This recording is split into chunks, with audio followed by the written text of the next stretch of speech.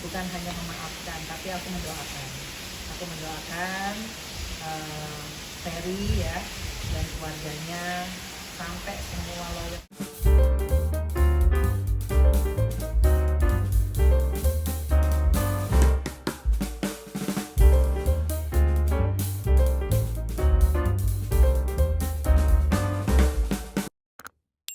Sama. Mungkin di momen Lebaran kali ini sudah bisa memaafkan belum sih soal masa lalunya gitu? Gimana nyanyi? Nyanyi dulu mungkin boleh. Kalau aku sih fokus ke Baby Sultan ya. Kalau misalnya siapapun tidak bertanggung jawab kepada Baby Sultan ya nggak apa-apa. Aku udah seneng banget diberikan kesehatan karunia sama Allah bisa membesarkan Baby Sultan seorang diri. Iya gitu, itu aku udah alhamdulillah. Jadi aku fokus ke Baby Sultan sama ke ridha Allah. Jadi kalau ada hal-hal yang tidak mengenakan tidak perlu dipikirkan dan tidak perlu dibahas. Iya. Iya, alhamdulillah nih. Aku kan sekarang tahajud ya, tiap dari jam 4, jam 4 di masa-masa orang sepi pada tidur. Aku selalu minta Allah itu gaya gelis gitu ya. Gimana cara kita berkehidupan. Jadi setelah tahajud, sholat fajar, sholat subuh, kemudian sholat-sholat yang lain yang fardu, itu aku hanya sangat tenang saat ini gitu. Jadi jangankan memaafkan, seperti yang aku selalu bilang sama media, aku sudah bukan hanya memaafkan, tapi aku mendoakan. Aku mendoakan Ferry ya dan keluarganya sampai semua lawyernya pun aku doakan supaya mereka benar-benar saling memaafkan lah. Jadi mereka juga mungkin aku ada salah, kemudian mungkin nanti ke depannya hasilnya seperti apa gitu ya, aku sudah pasrahkan kepada Allah. Karena buat aku Lebaran itu di bulan suci itu adalah bulan pengampunan. Jadi apapun yang terjadi dalam hidupku itu semua udah diatur sama Allah. Hasilnya seperti apa, aku sudah kembalikan aja kepada Allah untuk menyelesaikan. Jadi memaafkan itu wajib, karena kita bukan sang pencipta, kita bukan sang halik gitu yang bisa ngejudge orang. Jadi hasil putusannya apa aku sudah pasrahkan, kemudian aku doakan supaya Ferry benar-benar mendapatkan hidayahnya Allah, mendapatkan istiqomahnya Allah, dia benar-benar jadi orang yang tawakal. Pokoknya doa yang baik semua buat Ferry. Jadi hasilnya dari doaku apa, ya itu sudah menjadi kewenangan Allah. Memang Mbak Fena untuk perkembangan kasusnya sudah sampai tahap apa? Nah kalau itu harus ditanya ke Bang Hotman. Tapi sepanjang yang aku tahu pasti setelah Lebaran akan sidang lagi. Tapi yang paling penting aku sebagai saksi pelapor sudah memberikan klarifikasi dan fakta cerita yang sesungguhnya aku alami tentang KDRT di dalam persidangan ya, di PN Kediri kemarin. Jadi buat aku lega karena aku bisa menceritakan secara detail apa yang menjadi kebenarannya. Dan alhamdulillah kesini-sininya hasilnya memang banyak kesesuaian ya. Jadi itu yang harus disyukuri, karena sekali lagi aku nggak pernah menyangka kalau kasusku ini bisa menjadikan banyak perempuan di luar sana menjadi satu motivasi. Karena aku nggak nyangka sekarang ini kalau aku jalan kemanapun kayak ke musolanya mall gitu ya, aku biasanya sholat orang nggak terlalu notice lah ya siapa aku, karena memang udah nggak main sama orang.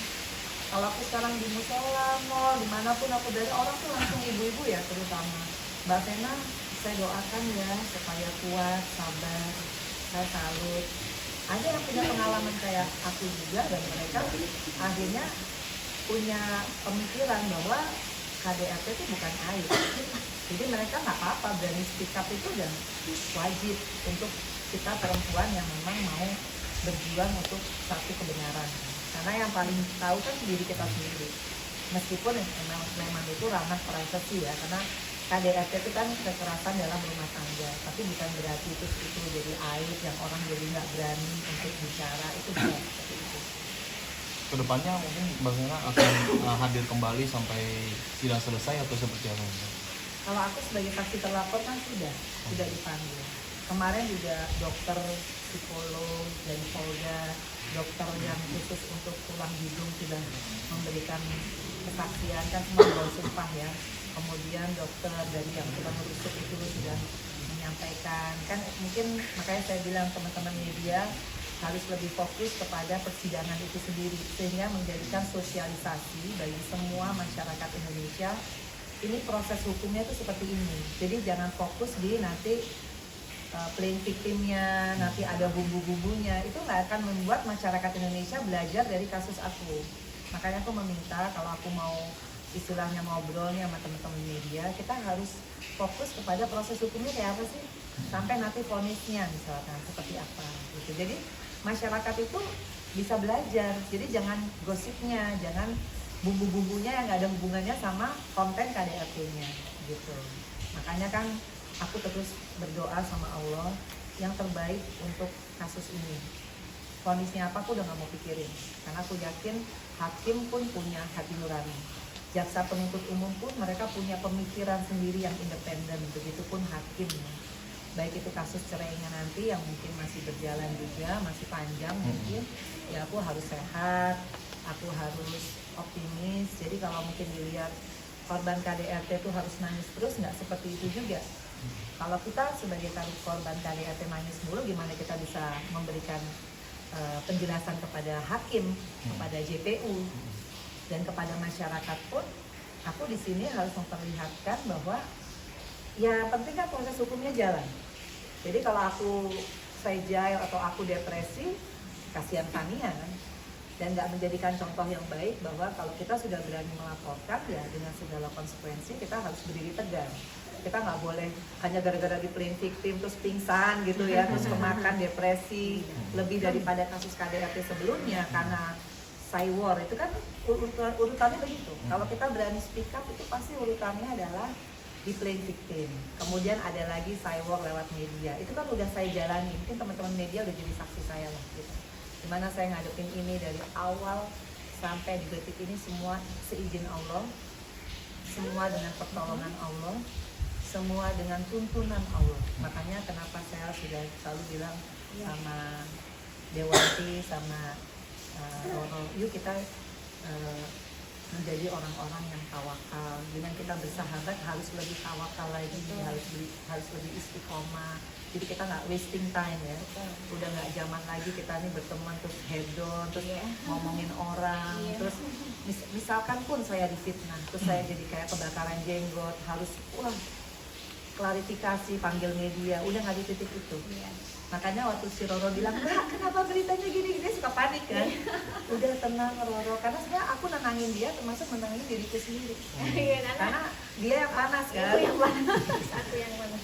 Mbak kok mau sih gini, nggak apa-apa. Aku melatih diriku untuk sabar. Dan itu nggak mudah. Sabar itu harus dilatih. Tapi Mbak Vena masih terkait traumanya, apakah masih rutin datang ke psikolog atau Sebetulnya Nyai kan yang punya Iya. program itu ya. Iya. Jadi setelah Lebaran ini udah aku schedulekan ke Pak